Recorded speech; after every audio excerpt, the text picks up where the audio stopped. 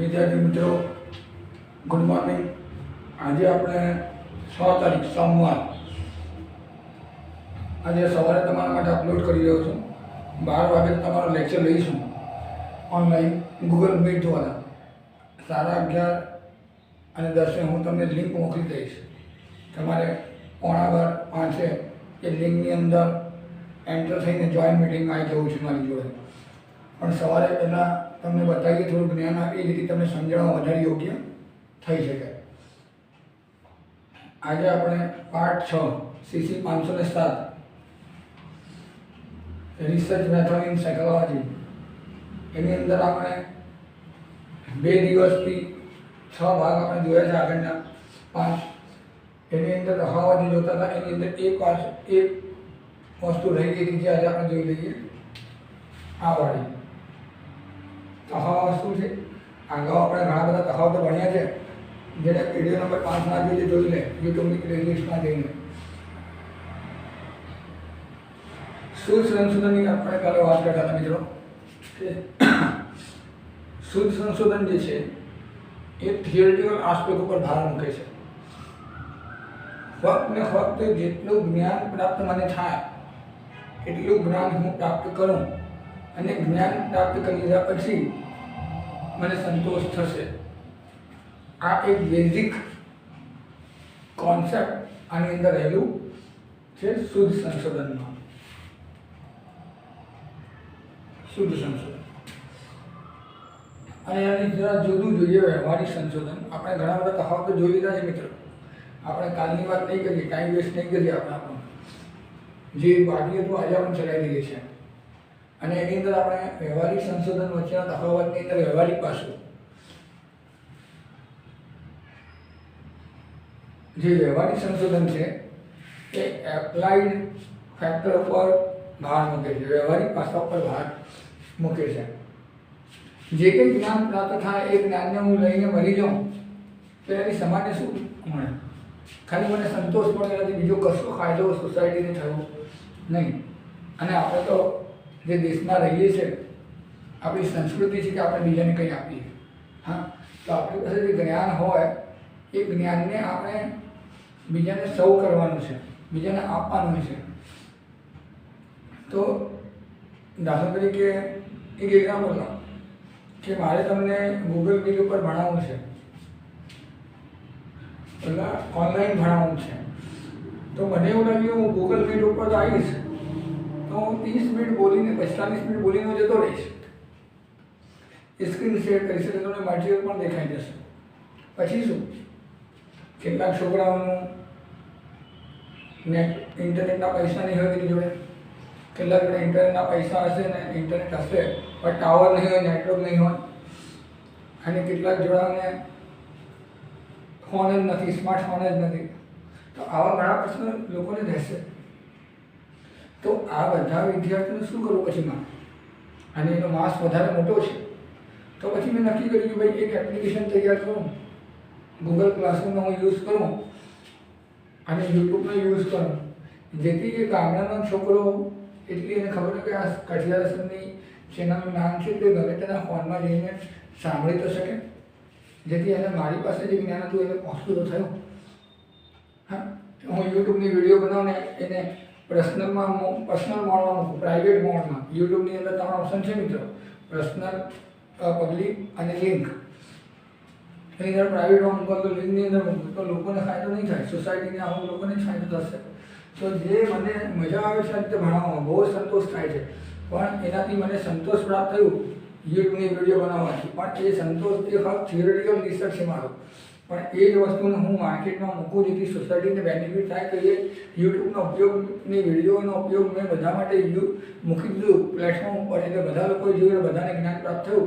તો આ મારું એપ્લાઇડ રિસર્ચ થયું। એટલે મારો મુદ્દો શું છે કે હું જે બનાવું છું એના માટે હું અહીંયા ભાર મૂકું છું, વ્યવહારિક પાસા ઉપર। જે વસ્તુ પ્રાપ્ત થઈ છે બીજાને પણ મળવી જોઈએ। એટલે મેં તમને કાલે પણ કીધું કે સૈદ્ધાંતિક પાસું અને વ્યવહારિક પાસું એ એક સિક્કાની બે બાજુ છે। કોઈ પણ સંશોધન એટલું સૈદ્ધાંતિક હોય કે કોઈ પણ સંશોધન એટલું વ્યવહારિક એવું કહી શકાય નહીં, બાઉન્ડ્રી બાંધી શકાય નહીં મિત્રો, બરાબર? એની અંદર કોઈ પણ રિસર્ચ કરતા હોઈએ તો પહેલાં તો આપણે નોલેજ પ્રાપ્ત કરવું જ પડશે એના વિશે, તો એ સીધું સૈદ્ધાંતિક થઈ જશે અને આ જ વસ્તુને આપણે જાહેરમાં મૂકી દઈશું લોકોના યુઝ માટે, તો એ સૈદ્ધાંતિકમાંથી કન્વર્ટ થઈને બરાબર વ્યવહારિક થઈ જશે. એટલે આ શુદ્ધ સંશોધન અને વ્યવહારિક સંશોધન વચ્ચેનો એક બીજો તફાવત આપણે જે કાલે બાકી રહી ગયું હતું એ છે સૈદ્ધાંતિક પાસેનું વ્યવહારિક. ક્લિયર મિત્રો? હવે આજે આપણે વાત કરીએ છીએ સંશોધનની ઉપયોગિતા. જો મેં નામું લખ્યું છે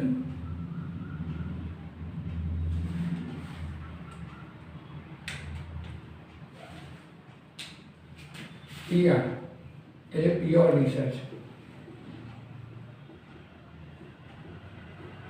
અને AR એટલે એપ્લાઇડ રિસર્ચ.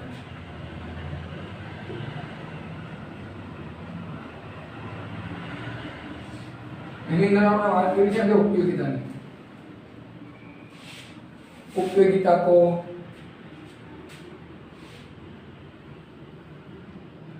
महत्व को फायदा को लाभ को सार्थकता को मूल्यों को परीक्षा में गमे ते शब्द पूछाय कन्फ्यूज थवानी जरूर नहीं. बधानो आ एक समानार्थी बधा शब्द है मैं तमने बता दीधा है. नहीं तमने कोई कन्फ्यूजन न थाय एक्जाम वाला जे शब्दों वापरवा वापरे आपणे टेन्शन लेवानी जरूर नहीं. मैं बे भाग पाड्या छे.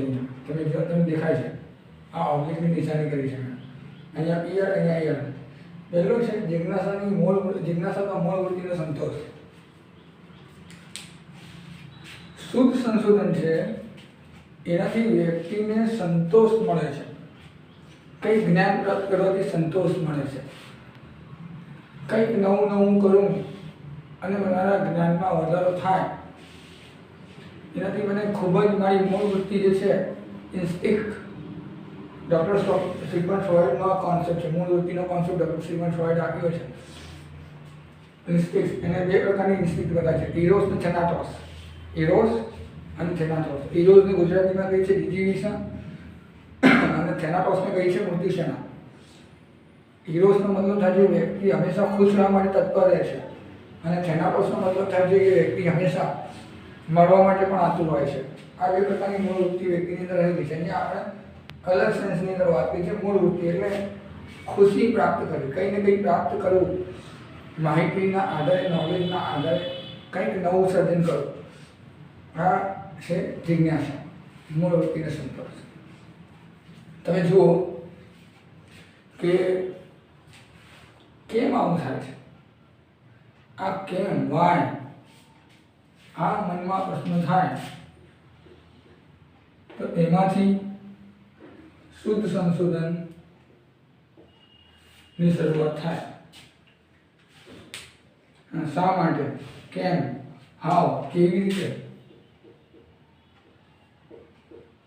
આ બધા પ્રશ્નો અત્યારે આપણે સંશોધનમાંથી મળી રહે. દાખલા તરીકે આજથી 20 વર્ષ પાછળ જઈએ, 15 વર્ષ પાછળ જઈએ અને કોઈને વાત કરવી હોય દૂરની વ્યક્તિ, તો ફોન પર વાત થતી હતી, એસટીડી આઈએસડી કોલ થતો હતો. હા, પછી આ ઝુકરબર્ગ ફેસબુક તૈયાર કરી, ઝુકરબર્ગ ઓક્સફર્ડ યુનિવર્સિટીનો વિદ્યાર્થી, પછી વોટ્સએપ તૈયાર થયું, પછી સ્કાઈપી તૈયાર થઈ, પછી ઝૂમ તૈયાર થયું, પછી ગૂગલ મીટ તૈયાર થઈ. આ બધા લોકોને આવું થયું ને મનમાં કે કેમ હું સામેવાળી વ્યક્તિને ના જોઈ શકું. ઇન્ટરનેટ તો છે, ફોન પણ છે, તો હું સામેવાળી વ્યક્તિને કેમ જોતા જોતા ના વાત કરી શકું? કેમ હજારોની સંખ્યાની અંદર હું અન્ય વ્યક્તિ સાથે અટેચ કેમ ના થઈ શકું ઘરે બેસીને? એવા પ્રશ્ન એના મનમાં જાગ્યા તો એને એની અંદર જિજ્ઞાસા પેદા થઈ. જિજ્ઞાસા પેદા થઈ તો એને નોલેજ પ્રાપ્ત કર્યું અને જે નોલેજ પ્રાપ્ત કરી એ જે પ્રકાર હતો એ શુદ્ધ સંશોધન હતો. કેમ કે શરૂઆતમાં વ્યક્તિ ફક્ત જ્ઞાન પ્રાપ્ત કરવાનો પ્રયાસ કરે છે અને એના આધારે એને સંતોષથી મળે છે. આ થયું. આ સંતોષથી કોને મળશે? વ્યક્તિને પોતાને. હવે સમજ ને, વ્યક્તિને પોતાને મળશે. હવે અહીંયા AR એપ્લાઇડ રિસર્ચ. પણ આ જે મને બહુ મજા આવે છે ઓનલાઈન ભણાવવામાં. હું વિડીયો બનાવું ને પછી પેન ડ્રાઈવમાં સેવ કરીને મૂકી દઉં. મને તો બહુ જ સંતોષ મળ્યો. તો આ જે સંશોધન છે, કઈ રીતે હું વિડીયો બનાવું, એના માટે કયા સાધનો જોઈશે, કયા રિઝોલ્યુશન ઉપર મારે ફોનને હાઈ ડેફિનેશન ઉપર વિડીયો ઉતારી કઈ રિઝોલ્યુશન મારે યુઝ કરવું પડશે, ફોનને મૂકવા માટે કયું સાધન જોઈએ, સાધનનું નામ શું છે, કઈ રીતે કામ કરે છે, એની સેટિંગ કઈ રીતે કરવી, આના ઉપર લખવા માટે કયા પ્રકારની પેન આવે છે, બે પ્રકારની આવે છે, એક તો ભૂસાઈની એવી ને ભૂસાઈ જાય ઇરેઝેબલ અને નોન ઇરેઝેબલ. તો આ બધું મેં જ્ઞાન પ્રાપ્ત કરી કે મને હતું કે હું યુટ્યુબ પર વિડીયો બનાવું સારામાં સારું. તો મેં જ્ઞાન પ્રાપ્ત કર્યું અને જ્ઞાન પ્રાપ્ત કરીને મેં યુટ્યુબની વિડીયો બનાવીને પછી મેં પેન ડ્રાઈવમાં મૂકી દીધી, ખિસ્સામાં મૂકી દીધી, હું સૂઈ ગયો. મને સંતોષ થયો કે આજે મેં યુટ્યુબ પર વિડીયો બનાવી. તો એનાથી આ જે સંશોધન મેં પ્રાપ્ત કર્યું, જ્ઞાન પ્રાપ્ત કર્યું ને સંશોધન કર્યું, એનાથી મને જ સંતોષ મળ્યો છે. પણ આ યુટ્યુબની વિડીયોને મેં કાલે જઈને યુટ્યુબ સાયબર કેફેની અંદર એને વાયરલ કરી, લોકોએ જોયું, લોકોએ જ્ઞાન પ્રાપ્ત કર્યું, તો એનાથી બીજાને પણ ફાયદો થયો. તો આ જ વસ્તુ જે મેં કામ કરી એ જ એપ્લાઇડ રિસર્ચમાં કન્વર્ટ થઈ ગઈ. ખ્યાલ આવ્યું? એટલે એક જ વસ્તુ બીજી વસ્તુની અંદર કન્વર્ટ થાય છે, ફક્ત હેતુ બદલાઈ જાય છે. તો બરાબર. તો અત્યારે મને સંતુષ્ટિ મળતી હતી. હવે જે ગામડાના છેવાડાના છોકરાઓ છે, જે કોલેજ નથી આવી શકતા, જેની પાસે ઇન્ટરનેટ નથી, એ જેની પાસે ઇન્ટરનેટ હોય એવા વિદ્યાર્થી પાસે બેસીને પણ 5-10 મિનિટ જોઈ શકે છે. અને જેની પાસે ઇન્ટરનેટ છે અને જેને કામ ઘણું છે, તો એ રાત્રે પણ આ યુટ્યુબની બે ચેનલ ઉપર જઈને સુધી વખતે પણ કોઈ સૂતો હોય તો એનો યુઝ કરી શકે છે. એટલે કહેવાનું મને છે, ફ્રી ટાઈમમાં તમે એનો ઉપયોગ કરીને જ્ઞાન પ્રાપ્ત કરી શકો તો બીજાને પણ ફાયદો થયો. તો આનો મતલબ એ થયો કે જિજ્ઞાસાના મૂળ વૃત્તિને સંતોષ જ્યારે આપણને પોતાને થાય તો એ પ્રકારનું સંશોધન શું સંશોધન કહેવાશે. અને જિજ્ઞાસાના મૂળ વૃત્તિનો સંતોષ પોતાને તો થાય પણ બીજાને પણ થાય, તો એ પ્રકારનું જે સંશોધન છે એ વ્યવહારિક સંશોધન કહેવાશે. મિત્રો અહીંયા સુધી આ પહેલો મુદ્દો આપણે જોયો. હવે આગળનો મુદ્દો જોઈએ છે.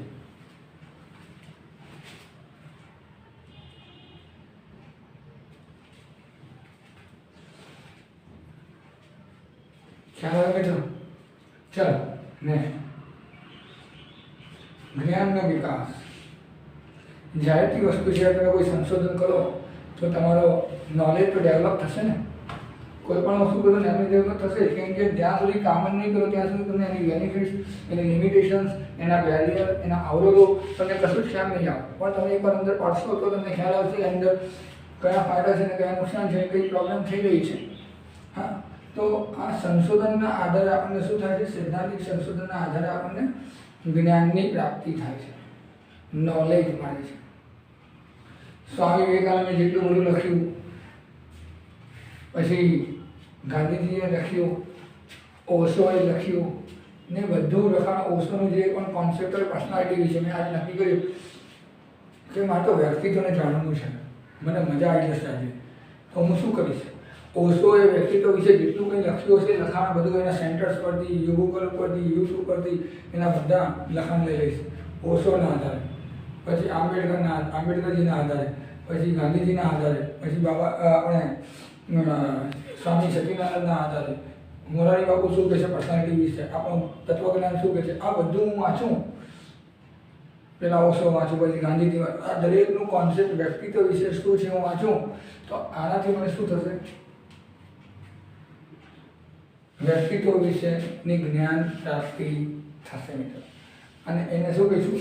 નોલેજ ડેવલપમેન્ટ થયું, જ્ઞાનનો વિકાસ થયો. પણ આ જ્ઞાનનો વિકાસ થયો, આ શું છે? શુદ્ધ સંશોધન છે, જેનાથી મને જ્ઞાન પ્રાપ્ત થઈ ગયું. પણ અહીંયા જો AR લખ્યું છે મેં, એની અંદર છે જૂની માહિતી ચકાસણી કરી.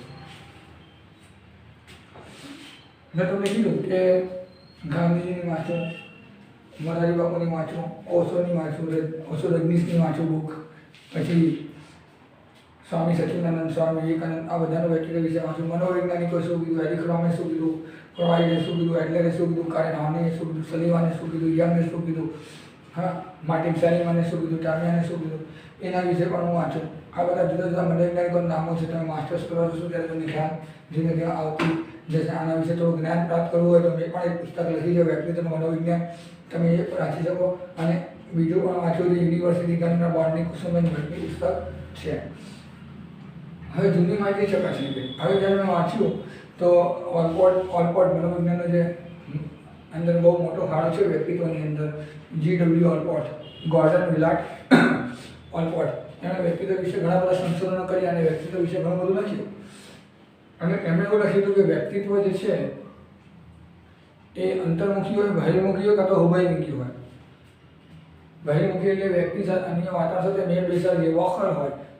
અંતર્મુખી એટલે પોતાની અંદર જ બેસી બીજા જોડે કોઈ વાત જ ના કરે. ઉભયમુખી એટલે પરિસ્થિતિ પ્રમાણે બને, જ્યાં બોલવાનું હોય ત્યાં બોલે ને ના બોલવાનું ત્યાં ચૂપ રહે. આવા પ્રકારોને બતાવે. તો એને આજે હું તો 8 વર્ષનો થઈ ગયો. એમણે તો ક્યારે લખ્યું હતું, જ્યારે હું ભણતો ત્યારે મેં વાંચ્યું આ પુસ્તક એમનું. બરાબર. તો હવે શું થયું, એમણે જે લખ્યું છે એ જ્ઞાન પ્રાપ્તિ માટે લખ્યું છે, શુદ્ધ સંશોધન. અને એ જ વસ્તુને મેં વાંચી અને પછી અહીંયા રિયલાઇઝ કર્યું કે કેટલાક વ્યક્તિ બહુ પ્રેક્ટિકલી બીજા સાથે ઇન્ટરેક્શન કરે છે, આંતરક્રિયા કરે છે અને મેનેજમેન્ટ કરે છે. અને જ્યારે બીજી વ્યક્તિ બીજા વ્યક્તિ સાથે મેળ બેસાડી શકતી નથી, મેચ થતી નથી, ચૂપચાપ એકલી બેસી રહે છે. અને ત્રીજી વ્યક્તિ એ પોતાના ફાયદા અનુરૂપ અન્ય વ્યક્તિ સાથે વાત કરે છે કાં તો નથી કરતો. એ રીતે 3 અલગ અલગ પ્રકારનું જે વ્યક્તિત્વ GW ગોર્ડન વિલાટ ઓલપોટે વ્યક્તિત્વ વિશે કીધું હતું, વ્યક્તિના આકાર વિશે કીધું હતું, એ આજે આ 2020ની અંદર પણ વાત સાચી નીવડે છે. એનો મિનિંગ એ થયું કે મેં જૂની માહિતીની ચકાસણી કરી. તો આ સંશોધન કયું કહેવાશે મિત્રો? વ્યવહારિક સંશોધન કહેવાશે, એપ્લાઇડ રિસર્ચ છે. ક્લિયર દોસ્તો? ખ્યાલ આવશે? હવે ત્રીજા મુદ્દા ઉપર આવી કે વ્યવહારિક સમસ્યાનો ઉકેલ. કઈ સમસ્યાઓ છે? તમને એવું લાગે કે ભાઈ રોટી, કપડાં અને મકાન એ સમસ્યાઓ નથી. મુખ્ય સમસ્યા આ સમસ્યાઓ છે. અને આ સમસ્યા પર સંશોધન થવું જરૂરી છે. સંશોધન આવા એરિયામાં થઈ રહ્યા છે. તેમ છતાં અત્યારે કેટલાક એના અંદર પૂર્વગ્રહ પણ આવી રહ્યા છે. પૂર્વગ્રહ. પહેલી સમસ્યા શું છે? પૂર્વગ્રહ. કોઈ જ પ્રકારનો અનુભવ થતો નથી. તેમ છતાં વ્યક્તિ પોતાના મનની અંદર એક માન્યતા દ્રઢ કરી લે છે વાતાવરણ પ્રત્યેની. વાતાવરણ એટલે શું? એમાં વ્યક્તિ પણ હોઈ શકે, લાઈવ ઓર્ગેનિઝમ પણ હોઈ શકે અને નોન લિવિંગ ઓર્ગેનિઝમ પણ હોઈ શકે. એટલે નિર્જીવ અને સજીવ બંને પ્રકારનું વાતાવરણમાં ઇન્વોલ્વ હોય છે. ધારો કે આ પેનનો મેં ઉપયોગ કર્યા જીવનમાં ના કર્યો, આ પેન મારા હાથમાં તો મને સારી નથી લાગતી, યુઝ નથી કરી, કાંઈ જોઈ નથી, આને વિશે કશું જાણતો નથી, અને મેં કીધું ના આ મારે દૂર લઈ જાય. આ શું થયું? મારું આના પ્રત્યે પ્રિજ્યુડાઇઝ છે કે મને પસંદ નથી. આ મને મુસ્લિમ લોકો પ્રત્યે નફરત છે. ક્યારેક મુસ્લિમનો મેં અનુભવ કર્યો નથી, મુસ્લિમ જોડે બેસ્યો નથી, મુસ્લિમ જોડે ખાવાનું ખાતું નથી, મુસ્લિમ જોડે વાત નથી કરી, ટાઈમ સ્પેન્ડ નથી કર્યો, અને આપણે આના પ્રત્યે મને નફરત છે. અનુભવ કશું થયું નથી મિત્રો. આ શું છે? પ્રિજ્યુડાઇઝ છે. મને વાલ્મીકી સમાજ સાથે ઇન્ટરેક્શન કરવું નહીં ખાવા. શું છે? એટલે કોઈ પણ પ્રકારના અનુભવ થયા વગર અનુભવ થયો હોય અને તમે એને સ્વીકારો નહીં તો એ વાત વ્યાજબી છે. પણ સમસ્યા એ નથી. સમસ્યા તો આ છે કે વ્યક્તિને કોઈ જાતનું કોઈ પણ જ્ઞાતિ જાત વિશે અનુભવ નથી, કોઈ કોમ્યુનિટી વિશે અનુભવ નથી, કશું સમજ્યા નથી. બસ બીજાએ કીધું અને કાનની અંદર વાત આવી ગઈ ને તમે એને ઉપર ડિક્લેર કરી દો છો આ પૂર્વગ્રહ છે. આજે દુનિયા ગ્રહ ઉપર જતી રહી. અમેરિકાએ તો રશિયા, જર્મની, નાસા એક્સરો પૃથ્વીના ઉપર બીજો ગ્રહ શોધવાનો પ્રયાસ કરી રહ્યા છે. અને હજી આપણે પૂર્વગ્રહમાંથી બહાર નથી નીકળ્યા. જાતિવાદ, જ્ઞાતિવાદ, ભાષાવાદ અને ધાર્મિક જે પ્રોબ્લેમ છે એના અંદરથી. તો આ સમસ્યાઓનો અભ્યાસ સૈદ્ધાંતિક પાસા દ્વારા કરી શકાય છે. કેમ એક વ્યક્તિ બીજી વ્યક્તિને તિરસ્કારે છે, કેમ એક વ્યક્તિ બીજી વ્યક્તિને નફરત કરે છે, કેમ એક વ્યક્તિ બીજી વ્યક્તિ સાથે વાત નથી કરતી. તો આ પ્રશ્નોના બધા ઉકેલ આપણે સૈદ્ધાંતિક સંશોધન દ્વારા લઈએ અને પછી એને માર્કેટ્સની અંદર, સમાજની અંદર, સોસાયટીની અંદર, એને યુટ્યુબ છે, હવે તો ઘણા બધા પ્લેટફોર્મ થઈ જાય છે સોશિયલ મીડિયાની અંદર. ફેસબુક છે, ટ્વિટર છે, ઇન્સ્ટાગ્રામ છે, એના પર આપણે શેર કરીએ, ટેલિગ્રામ છે. તો આના પર શેર કરીએ, લોકો વાંચે અને આ જ્ઞાન પ્રાપ્ત થાય અને પછી લોકોનું અન્ય જાતિ પ્રત્યેનું અને પૂર્વગ્રહ ઓછું થાય. તો આના આપણે કહી શકીએ કે આ વ્યવહારિક સંશોધન થયું. શરૂઆતમાં સૈદ્ધાંતિક હતું, હવે કન્વર્ટ થયું વ્યવહારિક, એટલે સોસાયટી માટે યુઝ થયું છે. જ્ઞાતિવાદ. હું આ જ્ઞાતિનો છું, હું આ ખલાની જ્ઞાતિનો છું, હું મુસ્લિમ જ્ઞાતિનો છું, હું હિન્દુ જ્ઞાતિનો છું, હું બ્રાહ્મણ જ્ઞાતિનો છું, હું વાલ્મીકી જ્ઞાતિનો છું, હું આદિવાસી સમાજમાંથી છું. આ જે પોર્શન છે એના માટે શું જવાબદાર છે? કોણે આ પોર્શન્સ કર્યા? 21st સેન્ચુરીની અંદર આ બધી પ્રોબ્લેમ કેમ ઇન્વોલ્વ થઈ રહી છે? હા, તો આ બધા પ્રશ્નો આપણને મગજમાં વાય, શા માટે, હાવ, કેવી રીતે પેદા થયા એના વિશે વાંચીએ, સમજીએ, એની થિયોરિટિકલ નોલેજ લઈએ અને પછી એને અલગ અલગ આસ્પેક્ટ, એનું બાયોલોજીકલ આસ્પેક્ટ, એનું ફિઝિયોલોજીકલ આસ્પેક્ટ, એની એજ્યુકેશનલ આસ્પેક્ટ, એના શૈક્ષણિક પાસા, એના આર્થિક પાસા, એના સામાજિક પાસાને જોઈએ અને પછી આપણે એક સૈદ્ધાંતિક સંશોધન કરીને પછી સોસાયટીની અંદર મૂકીએ તો આપણા જ્ઞાતિવાદને પણ કરી શકીએ. દાખલા તરીકે 3 ઇડિયટ્સ મૂવી છે, સોરી કે હા મૂવી જોવાની, પણ હીરોએ કયા કપડાં પહેર્યા, હીરોને કયો ગીત નથી, ઇમ્પોર્ટન્સ નથી. હું પણ જોઉં છું, પણ એ સાયકોલોજીમાં કઈ રીતે ઇન્વોલ્વ થઈ શકે એ મારું પર્પઝ હોય છે. એટલે આપણે આપણું નજરિયો બદલવાની જરૂર છે. મિત્રો નજરિયો બદલશો તો તમે સાયકોલોજીસ્ટ થઈ શકશો, બાકી તો પછી પ્રોબ્લેમ છે. એની અંદર આમિર ખાન હોસ્પિટલમાં જઈને પેલા નાના ટેણિયાને ઉપાડે છે, બે પત્નીને, 2-3 દિવસનો હશે નાનો ટેણિયો, અને કહે છે કંઈ સિક્કો સ્ટેમ્પ માર્યો છે એના બમ પર, એના સીટ પર. હા, તો કે સાનો સિક્કો છે કે એ ધર્મનો મુસ્લિમ છે કે હિન્દુ છે. તો ભગવાને તો આવું કર્યું નથી. હું મુસ્લિમના ઘરમાં પેદા થયો તો મુસ્લિમ થઈ ગયો, તમે હિન્દુના ઘરમાં પેદા થયા તો હિન્દુ થઈ ગયું. આ બેઝિક તો કુદરત નક્કી કરી છે કોણ ક્યાં જશે. હા, તો પછી આપણે કેમ લેવલ લગાવીએ છીએ?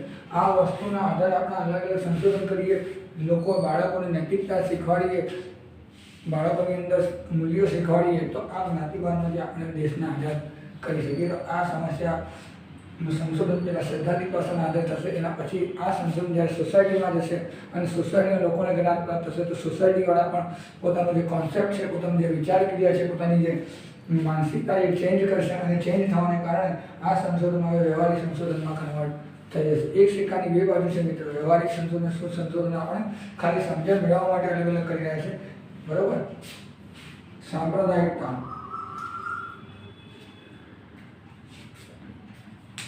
અત્યારે તમે જુઓ કે એટલું બધું પ્રોબ્લેમ્સ ક્રિએટ થઈ રહી છે. આ એપિડેમિક પ્રોબ્લેમ્સ, કોરોના આખી દુનિયામાં એને પોતાનો પગ પસેડો કરી દીધો, અને સાથે સાથે સમાજની અંદર પણ પગ પસેડો કરી દીધો તો કહી શકાય આપણે. હા, એક વ્યક્તિ બીજી વ્યક્તિને પોતાના એરિયામાં આવવા નથી દીધી. તો આ સમાજનો શું તારો આધાર કાર્ડ બતાવે તો અહીંયા શાક વેચી જતો રહે. તો મને એના ખ્યાલ હોય તો મનોવૈજ્ઞાનિક તરીકે, સોશિયલ સાયકોલોજીસ્ટ તરીકે, કે તમને કોઈ વ્યક્તિ કોઈ વસ્તુ આપશે તો એનાથી તમને ખરીદવાથી થઈ જશે.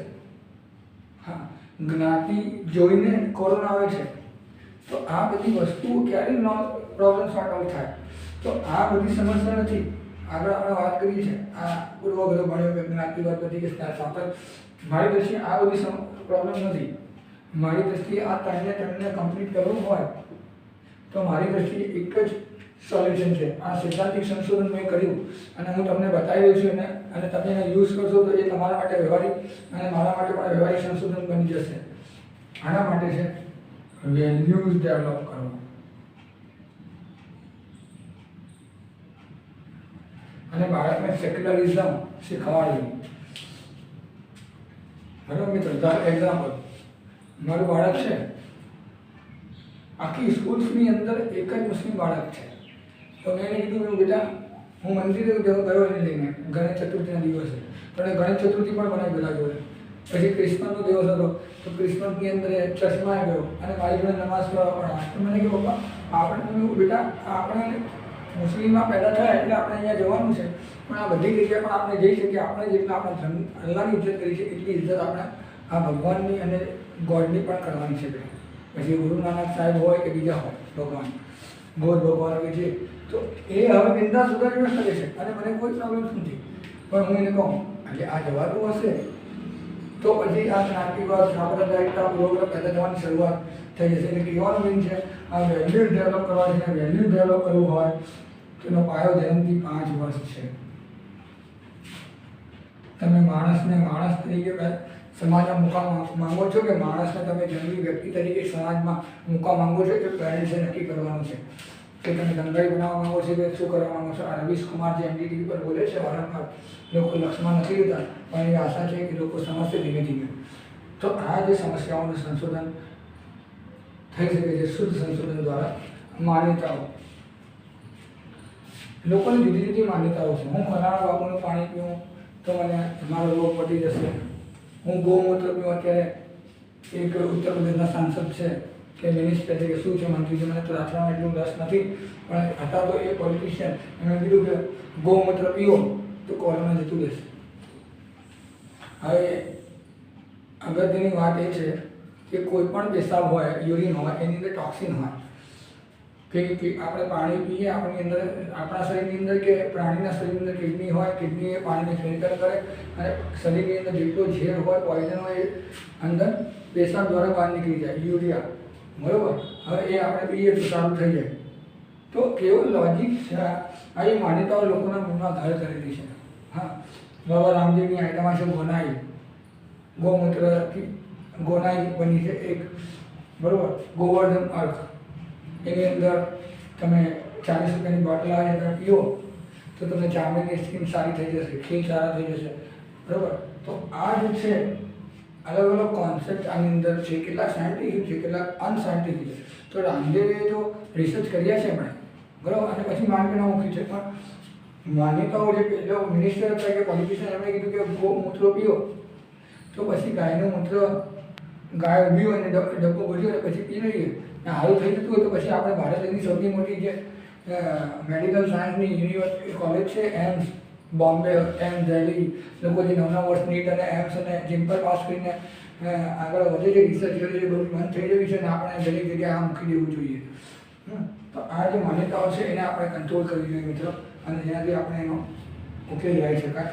અને આ બધા સંશોધનો શું સંશોધન થાય છે, કોઈ વ્યક્તિ વાળ ખોલી નાખે અને આવી બધી વાતો કરે કે મારી અંદર તો આ વસ્તુ છે, મારી અંદર કોઈ એન્ટર થયેલું છે, તો આ લોકો આપણે માનતા થઈ જઈએ. પણ ભાઈ આ માન્યતા છે, આની તકલીફ જે સાયકોલોજીકલ પ્રોબ્લેમ છે એને આપણે બતાવવાની જરૂર છે ડૉક્ટર છે, સાયકાટ્રી ડિપાર્ટમેન્ટની અંદર. આક્રમકતા એક સમસ્યા છે, દરેક વ્યક્તિ આજે ગુસ્સે થઈ રહ્યો છે, કોઈ વ્યક્તિનો મગજ કંટ્રોલ નથી રહ્યો. એક નાની વાતની અંદર એવો મોટો કથંકર થઈ જાય છે કે ના પૂછો. તો વ્યક્તિ શા માટે ગુસ્સો થાય છે, વ્યક્તિ આક્રમકતા પેદા થવા માટેના કારણો શું છે, આક્રમકતાને કઈ રીતે નિયંત્રિત કરી શકાય, આ બધી વસ્તુઓ પર જ્યારે સંશોધન કરવામાં આવે અને એ સંશોધન કરીને આપણે એના ઉપાય બતાવવામાં આવે અને સોસાયટીઝમાં મૂકવામાં આવે તો શુદ્ધ સંશોધનથી આપણે જ્ઞાન પ્રાપ્ત કર્યું અને આ જ વસ્તુને આપણે સોસાયટીમાં મૂકી તો સોસાયટીની અંદર એને લોકોએ યુઝ કર્યું અને પોતાની આક્રમકતાને કંટ્રોલ કરી દીધી, પછી વ્યવહારિક સંશોધન થઈ ગયું. એટલે એક જ રિસર્ચ છે એ બીજાની અંદર ખાલી હેતુ બદલાય એટલે ટાઇટલ અહીંયાથી રિસર્ચનું ચેન્જ થઈ જાય છે. અહીંયા સુધી આપણે જોયું હિંસા, લોકો કંઈ પણ કોમવાદ થાય કે બીજા કોઈ પ્રશ્નો થાય, બરાબર, સુપ્રીમ કોર્ટના કોઈ ચુકાદાની અંદર વિરુદ્ધમાં થાય, ડાયરેક્ટ હિંસા કરે છે ને પબ્લિક પ્રોપર્ટી, જે સરકારી પ્રોપર્ટી, દેશની પ્રોપર્ટી હોય એ બધાને બસોને આગ જાવી કરે છે. તો આ શું છે, આ લોકો શા માટે આવું વર્તન કરે છે, વાય? તો આના ઉપર સંશોધન કરવામાં આવે છે, શુદ્ધ સંશોધન કરવામાં આવે છે. અને શુદ્ધ સંશોધન કર્યા પછી આ હિંસાને કઈ રીતે રોકી શકાય, ઇમોશનને કંટ્રોલ કઈ રીતે કરી શકાય, એને અટકાવી કઈ રીતે શકાય, એનો ઉપચાર કઈ રીતે કરી શકાય, આ બધી વસ્તુ જ્યારે રિસર્ચ કરીને આપણે ડેટા પ્રાપ્ત કરીએ અને એ ડેટાને આપણે જ્યારે યુઝ કરીને સોસાયટીમાં મૂકી લોકો એને યુઝ કરતા થાય તો એ પછી વ્યવહારિક સંશોધન થઈ શકે છે દોસ્તો. એટલે આ પોઈન્ટમાં આપણું છે. અહીંયા સુધી કોઈ પ્રશ્ન હોય તો 2 મિનિટ વિચારો પછી રિવિઝન કરીએ.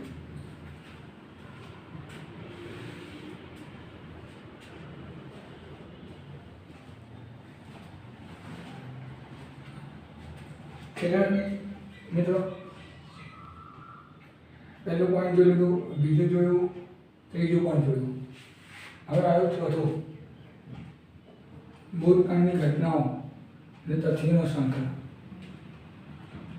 મેં તમને કીધું કે જેટલી પણ ઘટનાઓ છે પાસ્ટની અંદર થયેલી છે, ભૂકંપ 2000ની અંદર આપણે ત્યાં આવ્યું હતું જાન્યુઆરીમાં, પહેલી વખત અનુભવ થયો આપણને ગુજરાતની અંદર, અમદાવાદનો ખાસ, કે આવું પણ કોઈ હોય શકે ને. મને તો 100% પહેલી વાર જોયું, મેં તમારા જીવનમાં ક્યારે આવું જોયું નહોતું. તો આવી બધી ઘટનાઓ કેમ બને છે, એની પાછળ કયા કારણો છે, એના સાયન્ટિફિક રીઝન શું છે, એના સાયન્ટિફિક મેઝરમેન્ટ કરવા માટેના ટૂલ્સ કયા છે, એને કઈ રીતે આપણે તકેદારી રાખી શકાય, કઈ રીતે લોકોને ઇન્સ્ટ્રક્શન્સ આપી શકાય, એના ઉપર લોકો સાયન્ટિસ્ટ રિસર્ચ કરે છે. એને શુદ્ધ સંશોધન કહેવાય. અને એ શુદ્ધ સંશોધન કરીને આપણને તકેદારી રાખવા માટેના જે સજેશન આપે છે, એ સંશોધનનો આપણે ઉપયોગ કરીને આપણો જીવને બચાવી શકીએ છીએ, મિલકતને બચાવી શકીએ છીએ. તો એ વ્યવહારિક સંશોધન થઈ જાય છે. એટલે આપણે શુદ્ધ આ બધા સંશોધન, વ્યવહારિક સંશોધન આપણા ભૂતકાળની ઘટનાઓ પર સંશોધન કરી શકીએ અને તથ્યોનો પણ સંગ્રહ કરી શકીએ છીએ.